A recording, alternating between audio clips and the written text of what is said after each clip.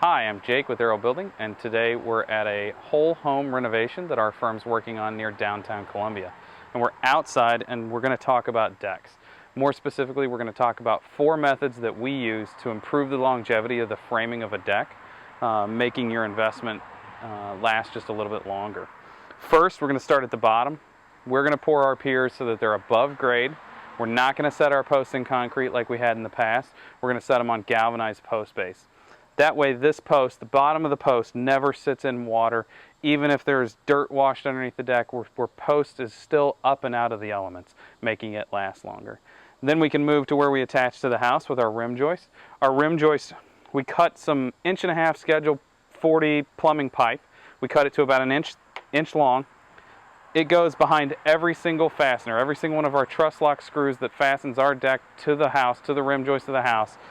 And there's an air space behind it. That way we don't have this water sandwich where if any moisture gets in behind it, it can just sit and rot our rim joist. It gives us enough space that it can breathe, but we're not far enough out that we have to worry about the shear on those screws lasting any differently or affecting the weight of the ability to hold the deck up. Next, we're gonna cut our joist, and we're going to tape the top and the end of them with just a butyl-based building tape. This tape is from MFN.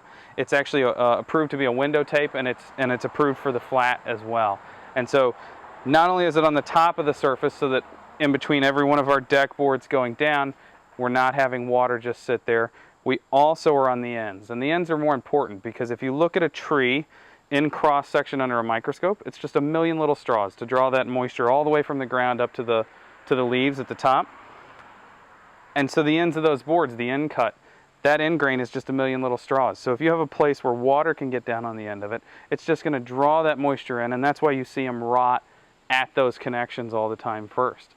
The same with our deck boards. Our deck boards are going to be spaced just a tiny bit where we have butt joints. This deck's small enough that we don't have any butt joints anywhere. We're going to have full-length deck boards all the way around. But if we did have butt joints, we'd have a little bit of a space to promote drying.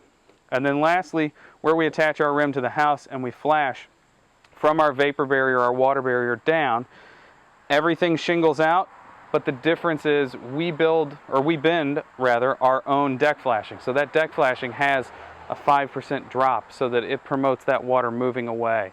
In the past, if you use a traditional deck flashing, it's just a Z.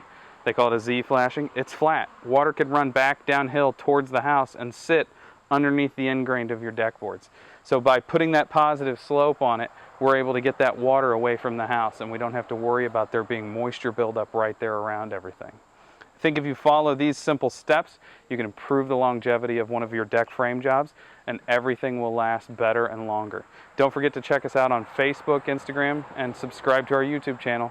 Thanks. Have a nice day.